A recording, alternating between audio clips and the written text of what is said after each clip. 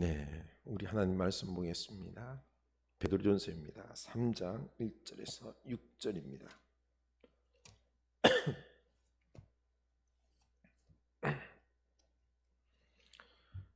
베드로전서 3장 1절에서 6절입니다.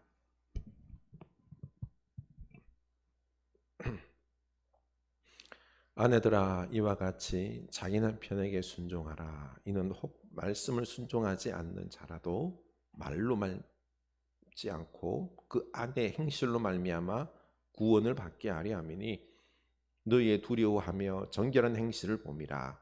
너희의 단장은 머리를 꾸미고 금을 차고 아름다운 옷을 입는 외모로 하지 말고, 오직 마음에 숨은 사람을 온유하고 안정한 심령에 썩지 아니할 것으로 하라.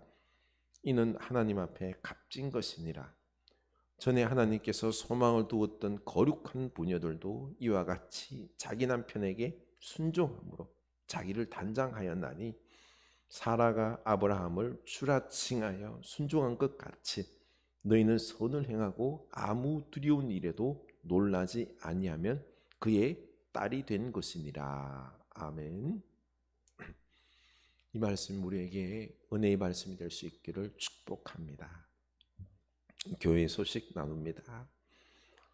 네, 오늘 어린이 주일입니다. 우리 자녀선들을 위해서 열심히 우리 기도해 줄 수 있길 바랍니다. 구프렌즈 우리 아이들이 오늘 대공원으로 야유 예배를 갑니다. 우리 오가는 안전을 위해서, 즐거운 시간을 위해서 축복하고 기도해 줍시다. 5월 주제입니다. 너희 가정과 자녀를 위해 울라. 우리가 5월 한 달 동안 우리 가정을 위하여서 먼저 자녀를 위하여 기도하며 울며 가정을 세우는 한 달이 될 수 있기를 원합니다. 다음 주일은 어버이 주일입니다. 우리 부모님을 생각합시다. 기도합시다. 매일 성경이 배부가 됩니다. 함께 가져가셔서 묵상을 했으면 좋겠습니다. 우리 예배가 이제 예배당에서도 마스크 끼고 우리가 자유롭게 좀 예배할 수 있을 것 같습니다. 거리두기도 완화되었죠. 교회에 오셔서 함께 예배해도 좋겠습니다. 우크라이나 평화를 위하여 우리가 열심히 기도해 주시기 바랍니다. 우리 교회를 개방해서 우리 늦은 밤 시간 빼고는요, 이 교회를 개방해서 우리가 함께 우리 이웃들과 함께 우리 행복한 가정을 세우기 위해서 너희 가정과 자녀를 위해 울라라고 하는 이 슬로건을 가지고 우리가 기도했으면 좋겠습니다. 우리 자녀손들 위하여 열심히 기도합시다. 이번 주간 매월 우리가 말씀은 시편 46편 1절입니다. 너무 귀한 말씀입니다. 잘 외워봅시다. 제가 이 코로나 후유증으로 자꾸 기침이 나옵니다. 죄송합니다.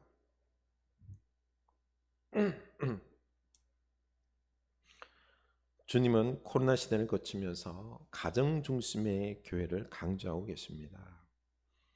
우리 가정이 바로 거룩한 성전이요 주의 몸된 교회임을 우리가 알았습니다.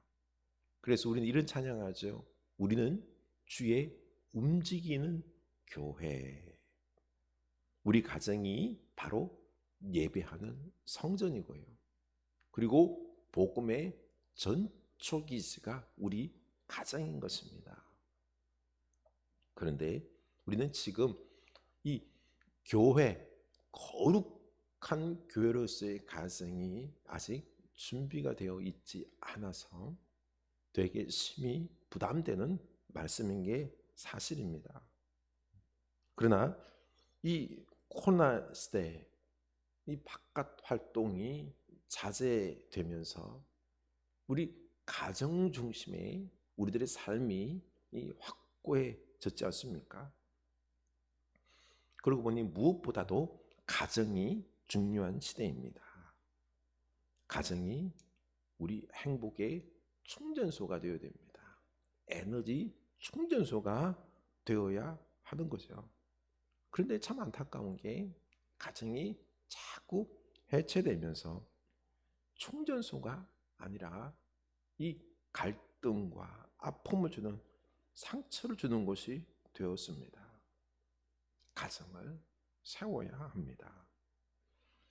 이렇게 오늘날 가정이 깨지고 있는 것을 다 아니까 교회를 비롯해서 가정을 세우는 이런 일반 연구소들이 많이 생겨났죠. 그리고 스타 강사들, 아이들의 대통령이라고 그러죠. 오은영 박사, 김미경 씨, 김창옥 씨, 이런 분들이 인간의 치유와 건강한 가정을 위하여서 얼마나 많은 강의를 했습니까?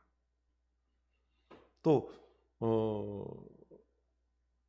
주변에는요, 우리 동영상 들어가 보면은 거기에는 가정과 자녀 교육 이런 강의들이, 책들이 수도 없이 많습니다. 그래서 우리는 이런 것들을 아주 많이 접함으로 말미암아 우리 온 국민들이 이 전문가가 되어 버렸습니다. 우리 가정의 문제가 뭔지 다 압니다. 그래서 교회에서 이제 이런 가정 세미나 하잖아요, 그렇죠? 옛날 저희 키즈 카페 하면서 5월 되면은 꼭 가정 세미나 했어요. 좋은 강사분 돈 많이 들여서 모셔와서 하면은 사람들이 안 와요. 왜요? 유튜브나 이런 데서 많이 강의 접해서 반전문가라고 생각합니다. 그런데 어떻습니까? 가정이 세워지고 이 사회가 변해야 하는데 그렇지가 않습니다. 더 악화되고 있습니다. 가정이 깨지고 있잖아요. 이번 코로나를 통하여서 우리 가정이 얼마나 사랑이 부족하고 관계가 막혀 있는지 여실히 드러났지 않습니까? 왜 그럴까요? 왜 그럴까요? 우리 가정은 이 관계 중심의 가정이 아니라 목적 중심의 가정이기 때문에 그렇습니다. 부모들은 직장에서 열심히 일해서 좋은 집을 마련하고 좋은 것으로 자녀를 먹이고 입히고 공부할 수 있는 이런 최선의 환경들을 만들어 주려고 합니다. 그래서 열심히 가정을 위해서 내가 다 했다, 할 것 다 했다라고 하는데, 아니 너무 열심히 하다 보니까 가족끼리 관계 중심의 사랑을 나눌 시간이 없다는 게 더 문제인 것입니다. 8절 마지막으로 말하노니 너희가 다 마음을 같이하여 동정하며 형제를 사랑하며 불쌍히 여기며 겸손하며, 마지막으로 말한다는 것은요 진짜로 중요하다는 뜻이죠. 바로 마음을 같이하여 동정하며, 바로 가족들의 마음을 헤아려서 함께 그 마음을 공감하고 아파하고 기뻐하며 서로 한 마음이 되는 게 사랑이라는 것입니다. 이게 형제 사랑이라는 것입니다. 사랑은 먹을 것, 입을 것, 좋은 것들을 많이 공급해 준다고 해서 사랑이 아닙니다. 사랑은 그 사람의 마음을 읽어주고 한 마음이 되어주고 내 입장에서 막 정죄하기보다는 불쌍히 여기고 막 부모라고 고압적인 자세가 아니라 겸손하게 서로 배려하는 겸손이 바로 사랑이다라는 것입니다. 이렇게 우리는 마음을 나누며 관계 중심적인 사랑의 가정을 이루어야 하는데, 이런 가정을 이루면 우리는 행복할 수 없다라고 생각합니다. 좋은 집에서 좋은 환경에서 살아야 행복하고 복이 넘칠 것으로 생각하죠. 마음을 나누기보다는 얼마나 돈을 많이 벌었느냐, 열심히 일하고 공부하고 성적이 좋고 1등 했느냐, 이것에만 관심이 있는 것입니다. 그래서 가정에서 어떤 일들이 벌어지고 있죠? 9절이죠. 악을 악으로 욕을 욕으로 갚지 말고 도리어 복을 빌라. 이를 위하여 너희가 부르심을 받았으니 이는 복을 이어받게 하려 하심이라. 아멘. 오늘날 가정에서 부부지간에 부모자식간 형제지간에 바로 목적 중심의 결과 1등 했느냐? 성공했느냐? 좋은 결과가 가정의 이 중심이 되다 보니까 그 결과가 이루어지지 않을 때 어떻죠? 안 좋은 소리를 하는 거죠. 서로 욕을 하고 그리고 심지어 악을 행하고 상처를 주고 결국 가정이 깨지는 일들이 일어나는 것입니다. 진짜로 복을 받고 좋은 결과를 얻고 싶으면 마음을 나누고 사랑하고 복을 빌어주고 용서하고 참아주고 함께 아파하며 울어주며 축복을 말해주는 것입니다. 이게 바로 복이 이어지는 방법이라는 거죠. 우리가 믿음의 사람으로 하나님께 부르심을 받은 것이 복을 빌어주고 복이 이어지도록 풍성한 복을 나누어 주도록 우리가 부르심을 받았다라는 것입니다. 이게 바로 복 받는 비결입니다. 목적 결과 중심의 삶, 1등하고 성공하고 이게 하는 게 복인 것 같지만은요, 아닙니다. 10절, 그러므로 생명을 사랑하고 좋은 날 보기를 원하는 자는 혀를 금하고 악한 말을 거치며 그 입술로 거짓을 말하지 말고 악에서 떠나 선을 행하고 화평을 구하며 그것을 따르라. 아멘. 우리 좋은 날 보기를 원합니다. 바로 일이 잘 돼서 성공하고 복되기를 원해서요. 이 혀로 거짓을 말하고 사람을 내 이익을 위해서 이용하고 휘어잡고 악한 말과 겉모술수를 부리는데 이거 그쳐야 합니다. 오늘날 인간관계 속에서 다른 사람들을 이용하기 위하여 그루밍하고 가스라이팅 하려고 하는 사람들이 너무 많습니다. 자기 이익을 위해서 다른 사람을 조종하려고 하는 거죠. 우리 가정에서는 우리의 좋은 날을 위해서 미래의 좋은 대학 직장 성공을 위해서 열심히 하라고 하면서 자식들을 막 조종하려고 하는데요. 아닙니다. 이게 참 어리석은 짓이라는 겁니다. 이것은 관계만 파괴시킬 뿐이지 복을 얻지 못한다는 겁니다. 좋은 날 보기를 원하면은, 성공하기를 원하면은 생명을 사랑하여 그 사람을 존중하면서 혀를 금하여 함부로 상처 주는 말을 하지 말라는 것입니다. 거짓과 악한 말을 거쳐야 합니다. 도리어 선한 말과 행동 그리고 가족 간의 화평을 구하라고 말씀하십니다. 이렇게 하면 경쟁에서 뒤처지고 성공 못하고 복을 못 누릴 것 같은데 아닙니다. 도리어 복 받는 비결입니다. 우리는 남과 비교하면서 쟤는 저렇게나 공부를 잘하고 저렇게나 예쁘고 저렇게나 돈을 잘 벌고 왔는데 내가 막 열심히 하지 아니하면은 뒤처지고 성공 못하고 복을 못 받을 것 같은 불안감에서 열심히 하는 것을 넘어서 막 수단과 방법을 가리지 않고 악을 행하기까지 하는데요. 이것은 복을 받는 삶이 아니라 복을 뺏는 삶인 거죠. 우리는 복을 받아야지 복을 뺏어서는 안 됩니다. 이건 죄악인 것입니다. 이 복 받는다는 말이 참 성경적인 말입니다. 복은 하나님으로부터 받는 것입니다. 그래서 생명을 사랑하고 입술에 거짓과 악을 거치고 선을 행하고 화평하면은 하나님께서 복을 주시겠다 약속하십니다. 그래서 12절 주의 눈은 의인을 향하시고 그의 귀는 의인의 간구에 기울이시되 주의 얼굴은 악행하는 자들을 대하시느니라. 아멘. 보십시오. 복을 주신 하나님께서 의인을 향하여 눈을 떼지 않으시고 의인의 간구에 귀를 기울여 주시면서 복을 주시겠다는 것입니다. 반대로 악행을 행하는 자들에게는 강건하지 않으시고 심판하시겠다라고 말씀하십니다. 믿으시기 바랍니다. 우리가 내려놔야 할 게 바로 이겁니다. 우리 손으로 복을 만들 수 있다. 저 사람을 변화시키고 행복한 가정을 만들 수 있다라고 하는 착각을 내려놔야 됩니다.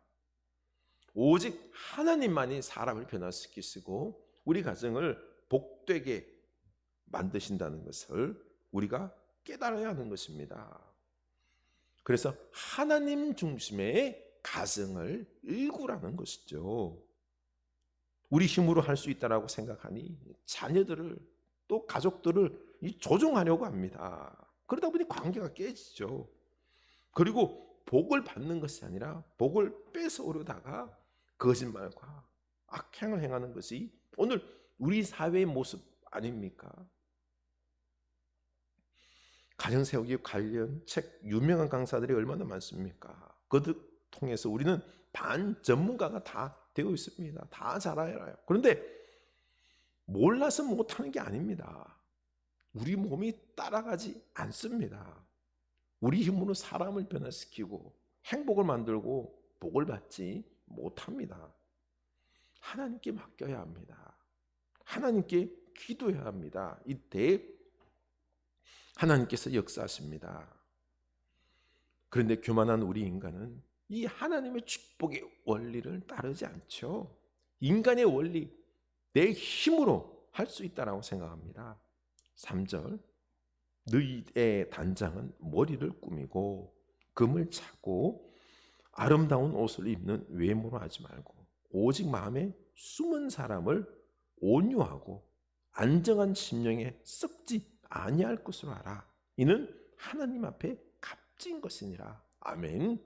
우리는 우리의 행복과 축복이 눈에 보이는 외적인 것에 있다고 착각합니다. 그래서 예쁘게 머리를 꾸미고 치장하고 아름다운 옷을 입고 금과 같은 귀한 보석을 차고 수십억의 좋은 집을 장만하고 그 안에 좋은 가구, 생활 가전 제품들을 채우려고 합니다. 그리고 좋은 음식을 먹고 마시고 여가가 되면은 좋은 곳으로 여행을 해서 쉬고 먹고 놀고 즐기려고 합니다. 이것이 인생의 행복이라고 생각하죠.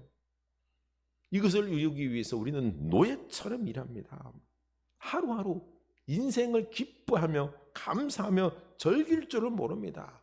성공하고 돈을 막 벌어야 이런 외적인 축복이 가능하다고 생각해서 어릴 때부터 공부하고 경쟁하고 회사에서도 경쟁, 모든 삶이 경쟁 싸움입니다. 전쟁 고달픕니다. 이러한 비싸고 화려한 집들을 보유하려고 하다 보니 어떻습니까? 빚을 내서 사고 대부분 사람들이 빚에 짓눌려 살아가고 있습니다. 가만 보십시오. 돈의 노예지 자유인이 아닙니다. 인생의 자유를 누리며 행복하게 살지를 못합니다.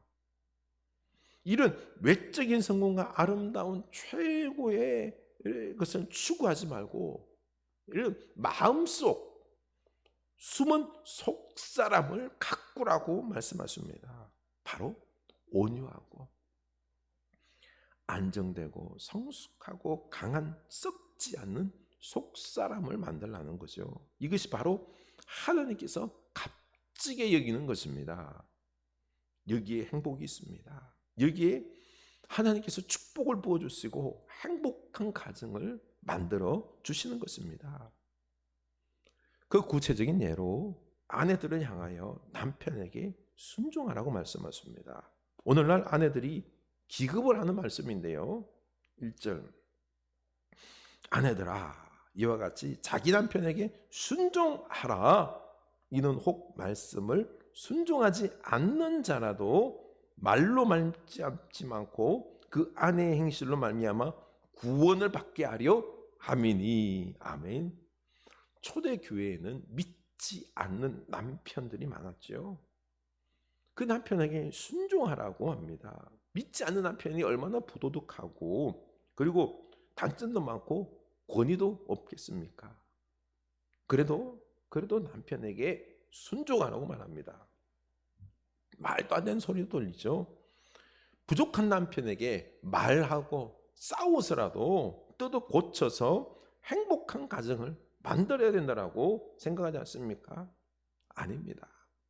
뜯어 고친다고 뜯어 고치십니까? 사람은 말로 안 변합니다. 하나님께서 이것을 아셨습니다. 죄인된 인간들은요, 바른 말을 한다고 해서 변하는 게 아닙니다. 싸움만 날 뿐입니다. 아내의 행실로 변한다는 것입니다. 2절, 너희의 두려워하며 정결한 행실을 보이라.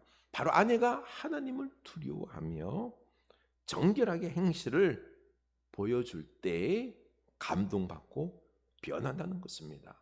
말로 이기려고 하지 말고 행동으로 감동시키라는 거죠. 이게 가능할까요? 이 하는 이렇게 행동들을 보면 어때요? 열불 터지지 않습니까? 어떻게 저 권위 없는 남편에게 순종할 수 있을까요? 그래서 4절에 온유하고 안정된 마음을 가지라고 한 것입니다. 믿음이 없는 남편은 아내에게 여러모로 말을 험하게 할 수도 있고 물리적인 폭력과 학대를 가할 수 있습니다.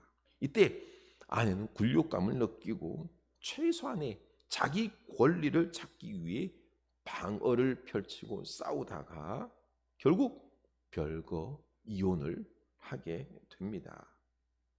그러나 사도는 아내들에게 온유함으로 남편에게 순복하라고 말씀합니다. 온유함은 약함이 아닙니다. 내적인 강함으로부터 나오는 성품입니다. 예수님은 항상 온유하셨죠. 결코 약하지 않으시고 하늘과 땅의 모든 권세를 가지셨지만 인간을 구원하기 위해서 온유하게 인간을 품고 죽기까지 복종하셨습니다. 온유할 뿐만 아니라 안정된 심령입니다.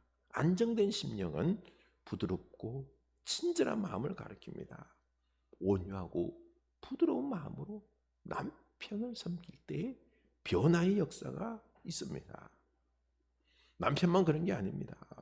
자녀들과 형제들, 인간관계 속에서 바른 말과 강한 의지로 그 사람을 이길 수 있습니다. 그러나 그 사람은 변하지 않고 나의 적이 되는 것입니다. 그러니 온유할 때 변화의 역사가 일어납니다.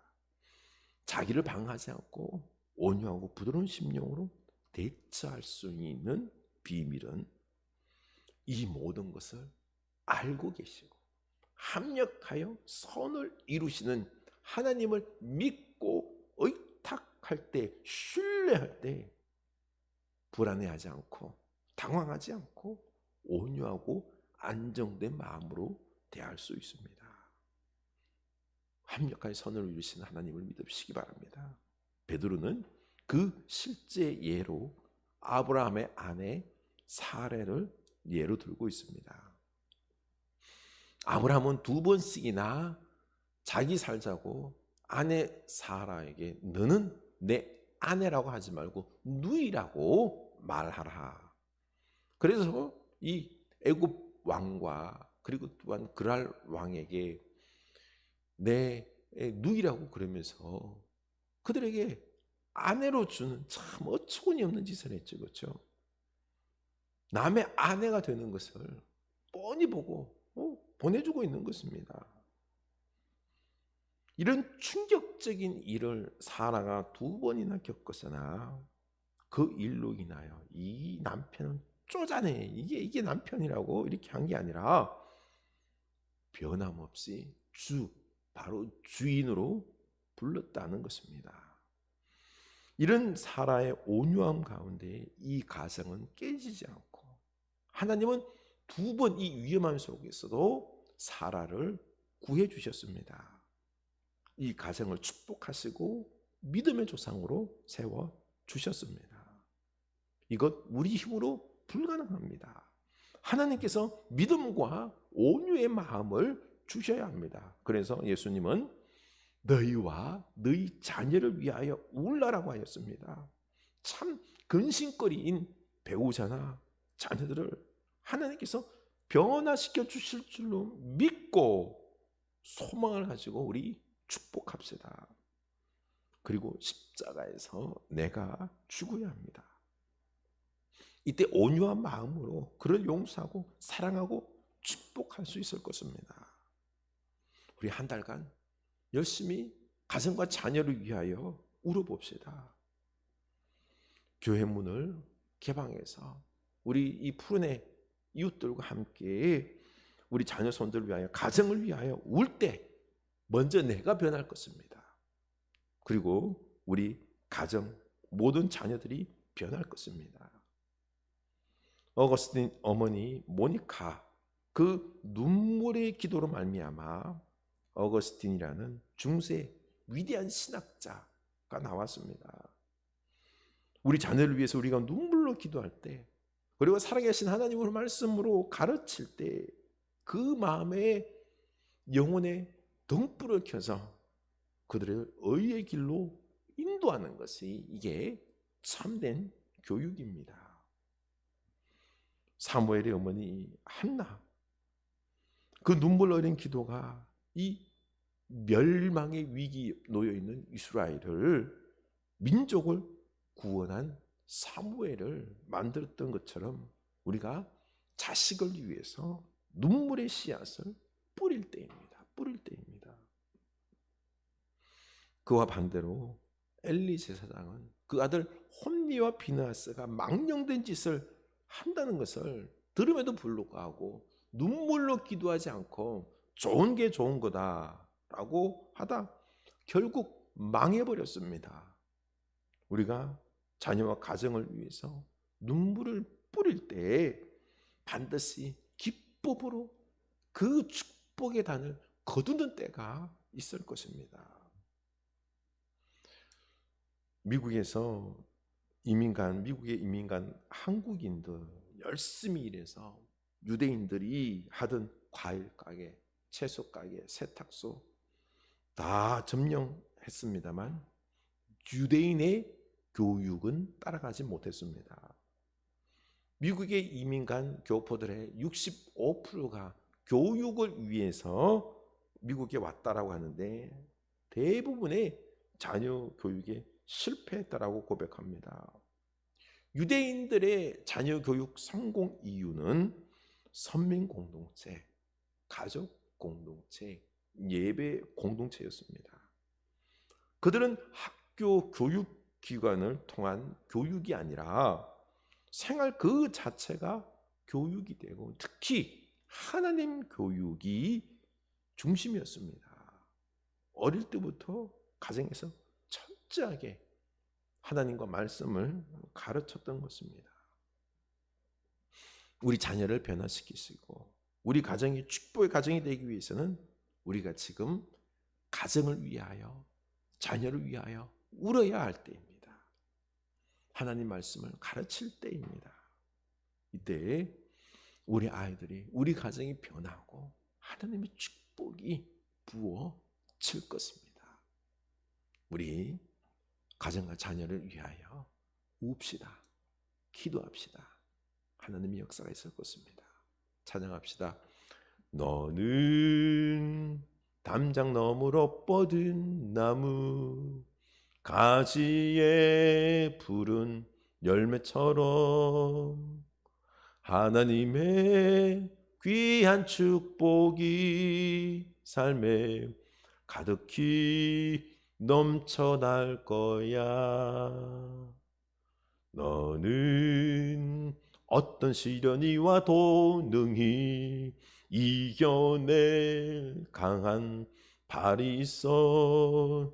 전능하신 하나님께서 너와 언제나 함께 하시니 너는 하나님의 사람, 아름다운 하나님의 사람. 나는 널 위해 기도하며 내 길을 축복할 거야. 너는 하나님의 선물, 사랑스러운 하나님의 열매, 주의 품에 꽃 피운 나무가 되어줘. 아멘. 우리 자녀손들을 위하여 우리가 눈물 흘리며 기도하겠다라고 우리 오늘 결단합시다. 하나님 아버지, 우리가 주님 앞에 기도합니다. 바라건대 우리 자녀손들 키우라고, 사랑하라고 우리에게 주셨는데 우리가 제대로 양육하지 못했습니다. 이제 이 자녀를 위하여 우리가 축복하며 자녀를 위하여 간구하며 울겠나이다. 주의 말씀을 가르치며 의의 길로, 바른 길로, 생명의 길로, 좋은 길로, 축복의 길로 인도하게 하여 주시옵소서.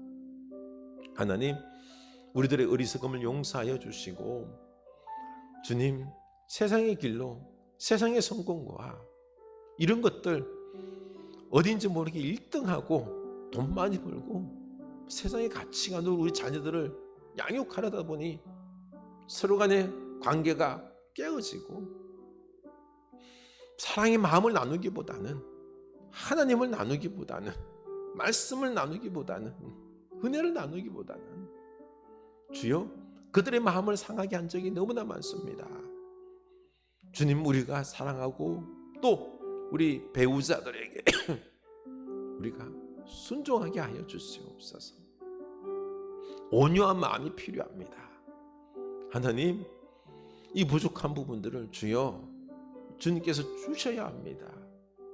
합력하여 선을 이루신 우리 하나님을 믿고 우리 하나님께 믿음을 달라고, 온유한 마음을 달라고 간구하며 우리 가정을 세우는 저희들 다 되게 하여 주시옵소서.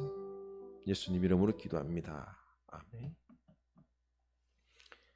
지금은 우리 주 예수 그리스도의 은혜와 하나님의 지극하신 사랑 말씀과 성령 하나님의 감화감동하심의 역사가 이제 우리가 가정을 세우기 위하여 함께 울기로 다짐하는, 주의 말씀을 나누기로 다짐하는 주의 사는 백성들 머리 위에, 그 가정과 자녀 위에 지금부터 영원까지 함께 하시길 간절히 축원하옵나이다.